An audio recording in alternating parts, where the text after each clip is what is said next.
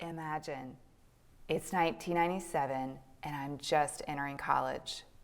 The internet is still a brand new thing, and companies like AOL are just coming into their own. They're sending out these exciting floppy disks with 100 free minutes to try out their internet service over a fast dial-up connection.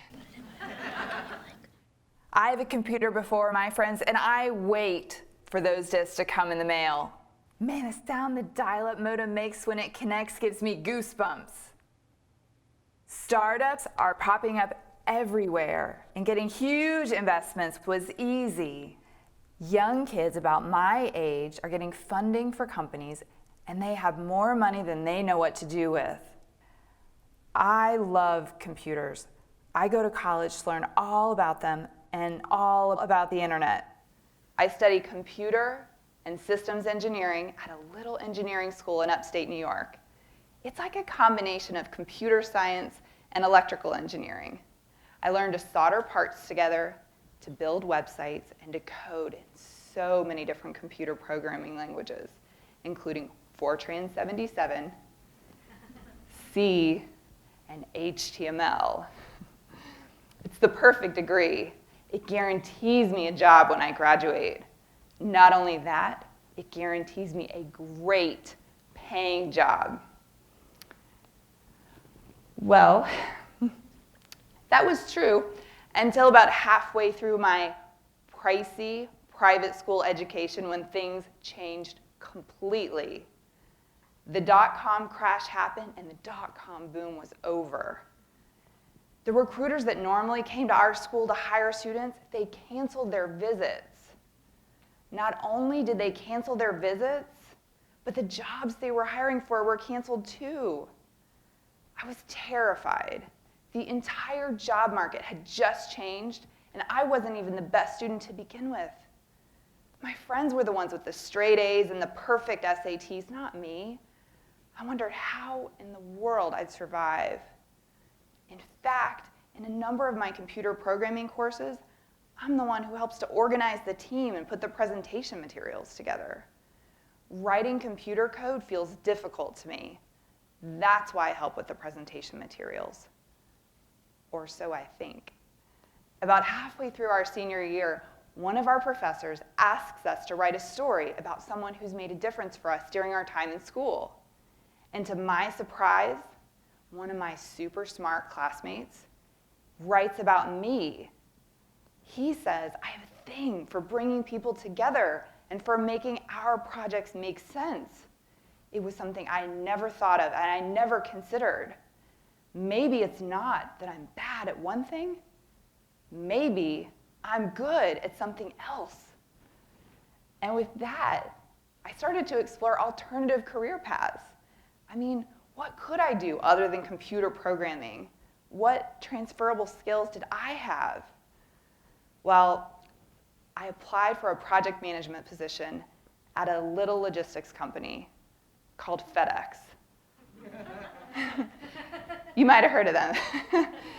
And I was really excited to fly down to their headquarters for a job interview, right up until I met the two other people that they also flew in to interview against me for one job.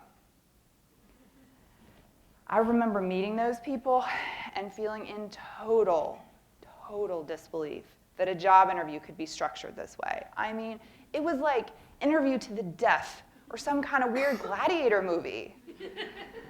Oh man, I went back to the hotel room and I reread the job description and I found something I'd missed. That job required an MBA. Not optional, required. I went from feeling scared when I arrived to feeling completely embarrassed. Not only were the two other candidates more than twice my age, but they both had MBAs and extensive work experience. The night before the big interviews, we all ate together at a local Memphis barbecue restaurant. They used MBA business jargon I'd never even heard before. Well, I decided to give it a shot, because what did I really have to lose? I did my best, and then I headed to the airport expecting to never, ever hear from them again. When suddenly, while I was still in the terminal, I got a phone call. It was the hiring manager. He was calling to offer me the job. I couldn't believe it. But looking back, I was a great fit within the organization, and let's be honest, I was definitely the cheapest. But the thing that really surprised me was that during the interview, they asked us math problems. That's right, we had to work out math problems in front of a panel of judges. One of the problems was a Venn diagram. If so many people ship with FedEx and a handful of other variables, how many people might ship with FedEx and some other provider? It turns out, of the three of us, I was the only one who got the math problems right. I guess engineering school really is good for something. Well, the thing I learned from this experience is that the rules we see out in the world just aren't always rules. Sometimes they're just guidelines or suggestions. But if we don't push those boundaries, we won't know which are rules and which are more flexible. Requirements on a job description just aren't always required. And the job market isn't always what you'd expect, but you've still got to try anyway. What I'm trying to say is, I can relate to this difficult job market that we're all facing today. For the first time in the modern era, more people under the age of 35 are living with their parents than are living with romantic partners. I live in downtown Memphis, and I recently started seeing some signs for apartments in my neighborhood. But they weren't the normal signs about the cost or the number of bedrooms. They were about the advantages of living in your own apartment rather than your parents' house. One of them actually said, "Let's be honest, your parents aren't going to move out first." But it makes sense as to why young people are struggling to find their place in the world. I mean, the average cost of private college tuition was over $33,000 last year. And for state school, it was over $9,000. Baby boomers are staying in their jobs for longer than ever before, leaving less good jobs for young workers. In fact, people who are 30, only half of them are making as much as their parents did at their age. That's a huge drop from the 1970s, when over 90% of people were making as much as their parents. So what can we do about this? Well, here's an example. I recently had a meeting with a hiring manager who was having a hard time getting applications for a particular job posting. He'd been advised to put everything he could want into one job posting, and so he did. He included things like digital marketing skills, selling skills, customer service skills, technology skills. If you read that job description, you might think he was looking for a computer engineer with an MBA in marketing and experience in sales, digital marketing, and technology. It's really a lot to ask for in one person and pretty specific. Well, I sent that job description around to a number of people who I know would have been a great fit, and they all said the same thing. I'm not comfortable applying because I'm not qualified. But the thing is, that hiring manager, he would have happily taken someone who met 70 or 80% of the requirements, if only they'd applied. Well, remember that FedEx job I got that I was totally underqualified for? I took it, and I worked at the company, and I enjoyed the great benefits, the 401k, and the vacation for 3 years before I quit my job to go back to business school. At the time, I received quite a bit of negative feedback from the usual suspects who said things like, "Why would you want to quit your job? You've got such a great job." Well, for those of my parents' and grandparents' generation, staying at a job for 20 or 30 years meant you'd be set. You'd get a retirement. It was the right thing to do. But in today's career environment, people only stay at a job for 3 to 5 years. In fact, if you stay at a job for too long, your future hiring manager may wonder if your skill set is out of date or if you're not very ambitious. In fact, there have even been studies that have shown that those who stay at jobs for too long will likely make less over the course of their career. Forbes estimates this number to be 50% less. 50%. But if you think about it logically, it makes sense. Because if you stay at one company, you'll get a raise of just about 2 or 3% each year. But if you switch companies, you get to renegotiate from scratch. And you can go up 10%, 20%, or even 50% in just one switch. I can personally attest to this.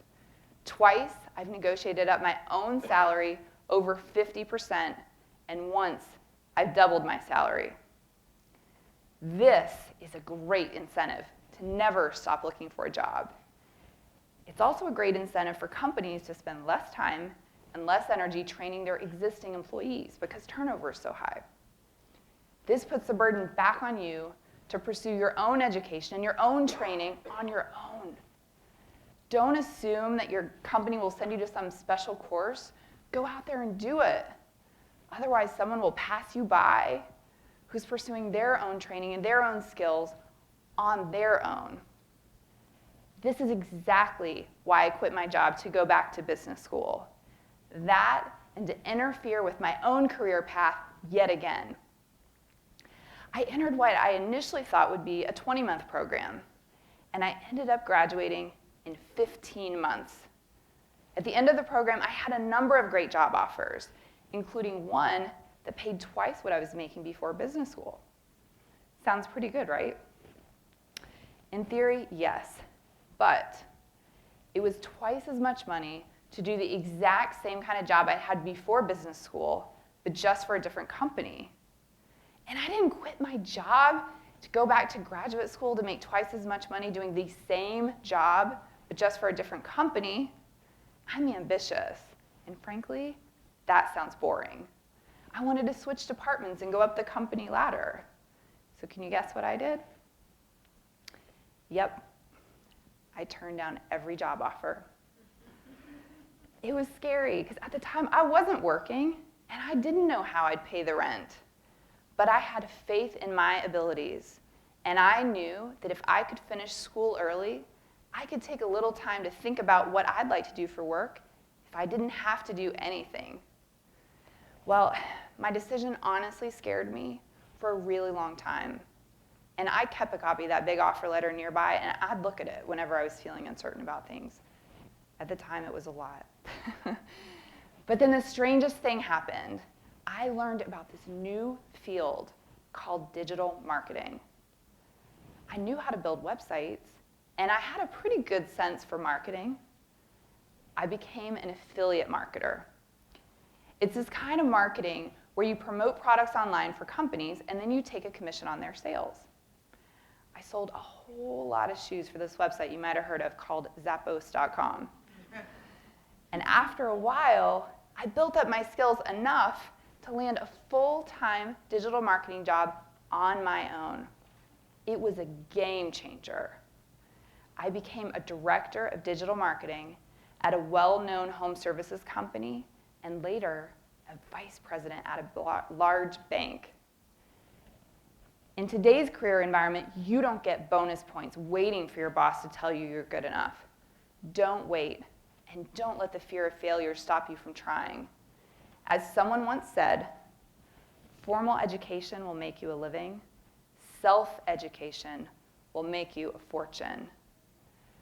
Ironically, my own career transition from engineer to project manager to digital marketing executive led me to an entirely new career path.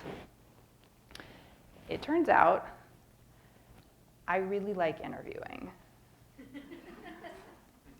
for all sorts of jobs and at all sorts of companies.